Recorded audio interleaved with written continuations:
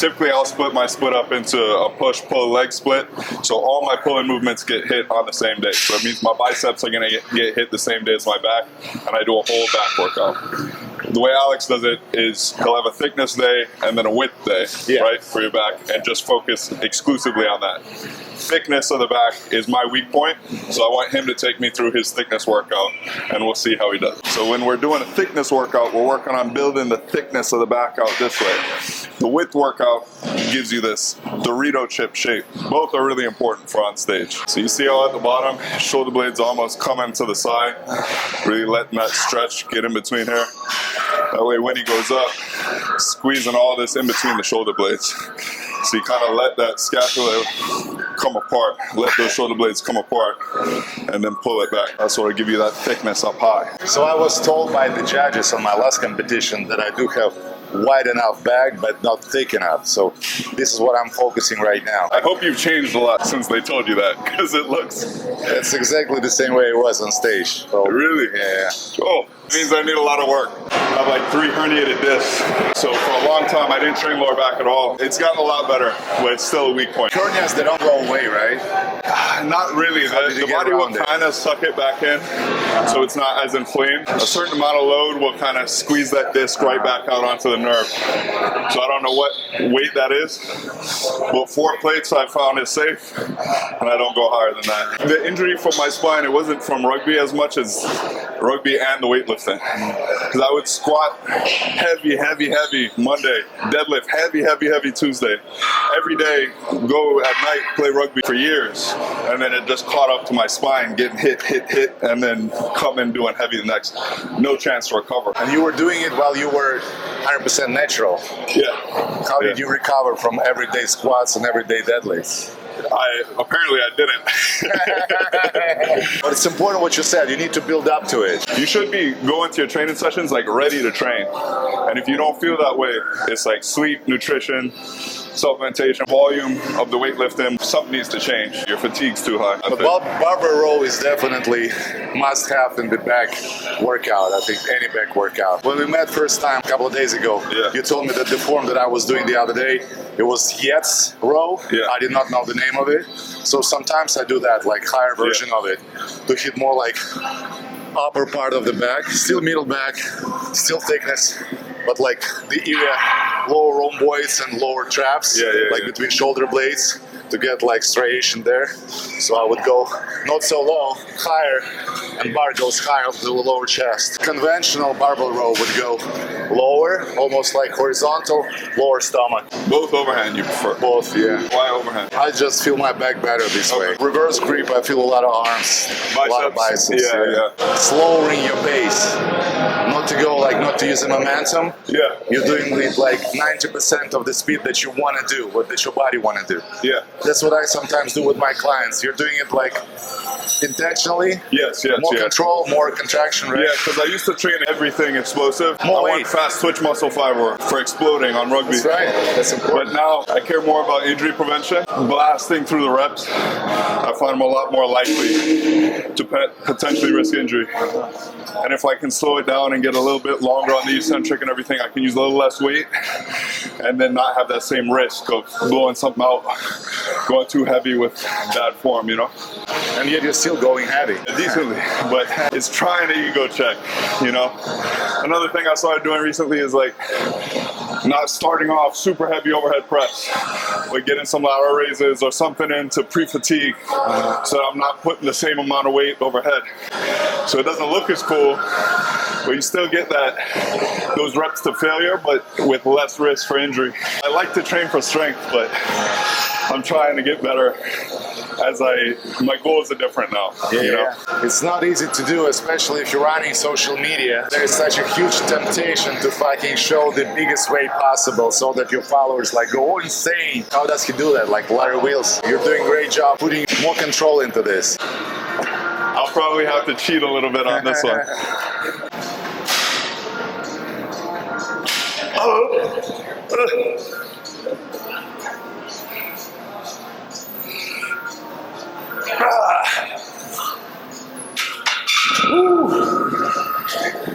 I did it slower. Those are pretty clean. Yeah, thank you.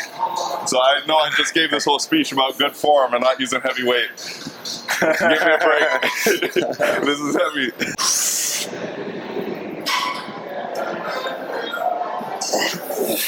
Yeah. Woo. Boom. Last one.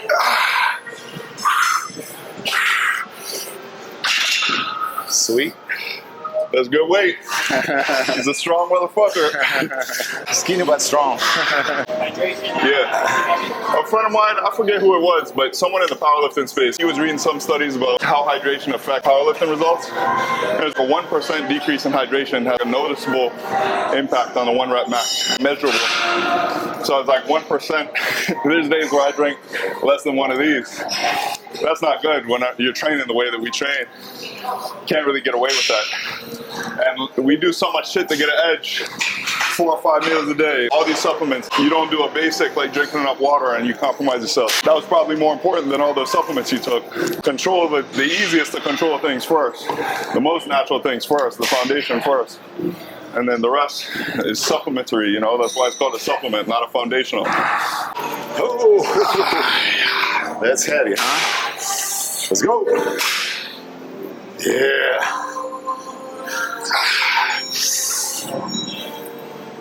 Holy shit. He's still trying to keep the clean form. Look at him. Yeah.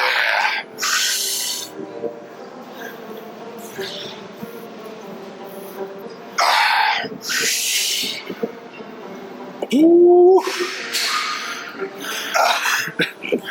That's me. That ain't like... You're still keeping it clean, man. And I don't know about that. No. Form was better than mine. Boy, that's good weight. Look at where the shoulder blades are at the top and look at them move. This is what you want when you're hitting this. You want the shoulder blades wrapping around your torso as much as you can and then pulling all this muscle in here is what's pulling those shoulder blades back into place. You can use much heavier weight if you just lock these either up or down. But if you drop the weight just a little bit and get this travel distance, that's what builds this column of muscle in here that you see a lot of people missing. The only thing that gets that is this extra thing. Yeah. Squeezing thing. And that's even true when you're doing barbell rows, and it looks like you're cheating when you're doing barbell rows because you're coming in and then you're driving that chest out. It almost looks like you're swinging upwards. But if you look at the difference, it's like you're just driving that chest through and getting an extra squeeze in the back. It's not really about hinging your hips to get momentum.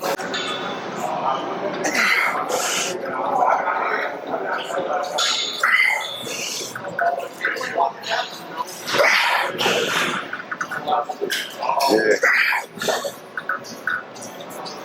Oh yeah.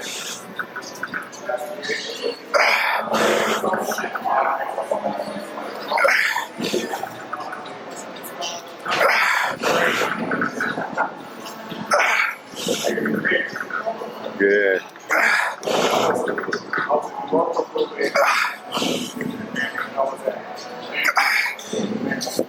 I program these in instead of shrugs. And if you look, there's traps right here. That'll tell you why I don't really do shrugs. The strongest I ever was, I was just gripping and ripping shit. That's when I had the most strength.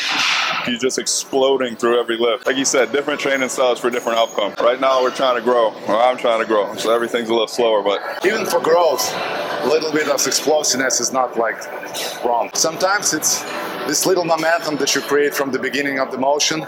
It gets you to the point a little bit, maybe inch higher on this upper position that you wouldn't go if you control it. That's a really good point. Yeah. Jay Cutler, Mr. Olympia, he's been swinging his whole career. And it clearly worked. It worked, yeah. I say this a lot to my friends, because my friends that don't lift will always be like, what's the optimal way to do this? I'm like, a lot of shit works. You just got to get in there, you know? The thing that stays everywhere in any technique, it needs to be hard for you. You have to struggle to perform the set. So like, even if Jay Cutler's swinging, he still uses like the right amount of effort with the resistance the right amount of effort that like he knows that is hard for him. Yeah. So after the set, it needs you need to be exhausted. You need to be like almost done. Either you're swinging or you're controlling it like 4 reps, super clean. Yeah. You need to be done by the end of the set. That's what matters. People stop like 2 or 3 reps before this moment comes. See, full stretch, stretching, contracting.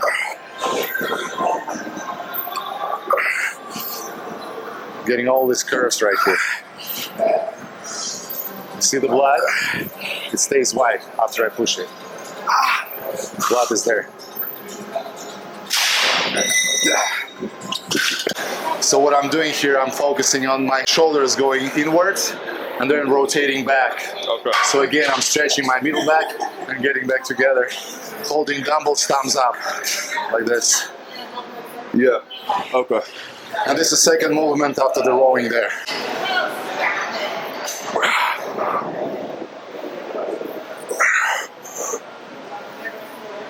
Try to get a little higher, the bar.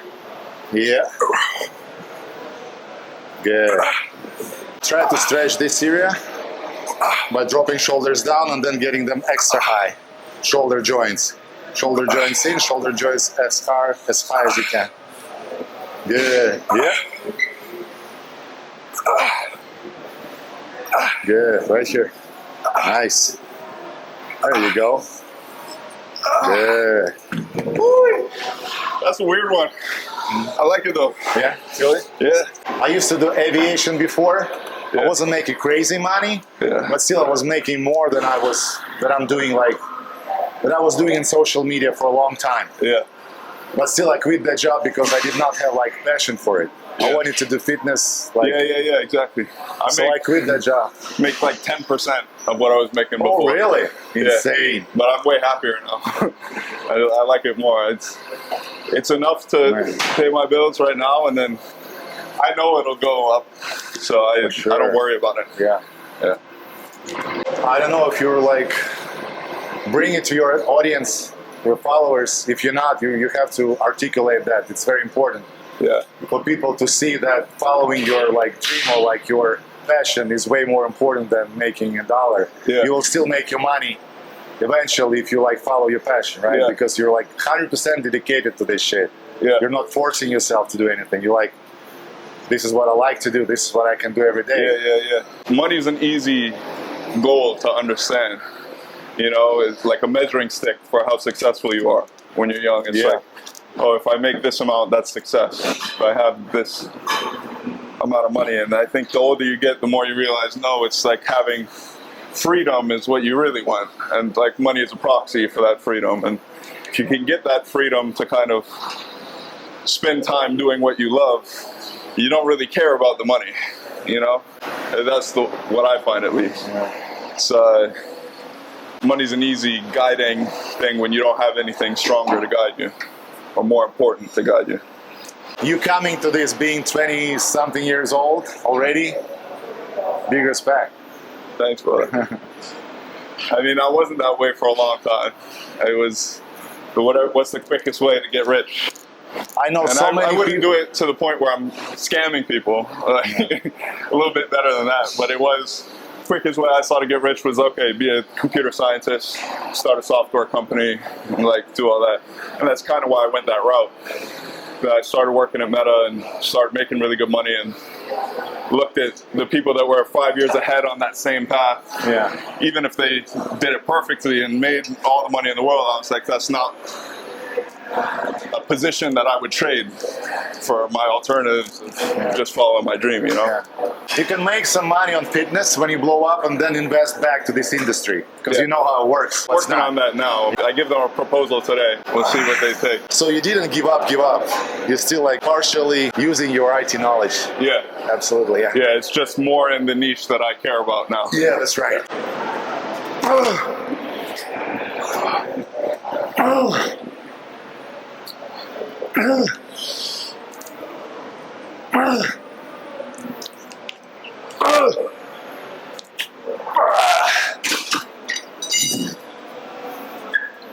Okay, I think it's my last one.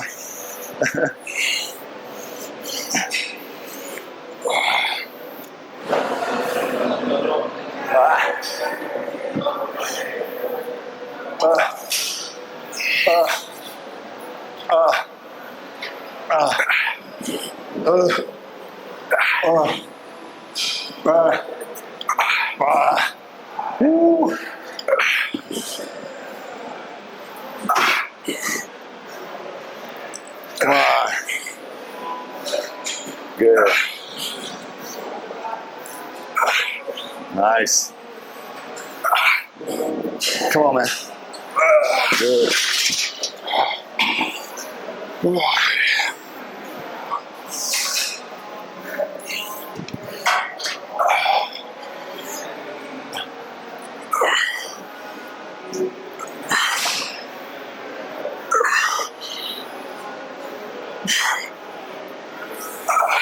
Thumbs out more.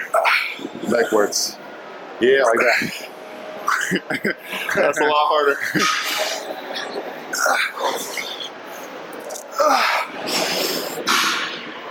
Good. That's a tough one. Thumbs all the way up. This is a good example of you don't need 20 movements to build a super solid back, right? What do we do today? 4?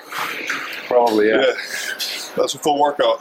It's just recently that I started to do that. I used to be like more of a volume guy too. Yeah. Now I prefer to do like less exercises, but make them like more intense. Yeah. Really give it all I have. Sometimes 3 exercises only. That's it. If you really go hard at it, then that's enough. This is the approach that works for me now. So I recommend it for both beginners or like advanced lifters too. Less volume, more intensity.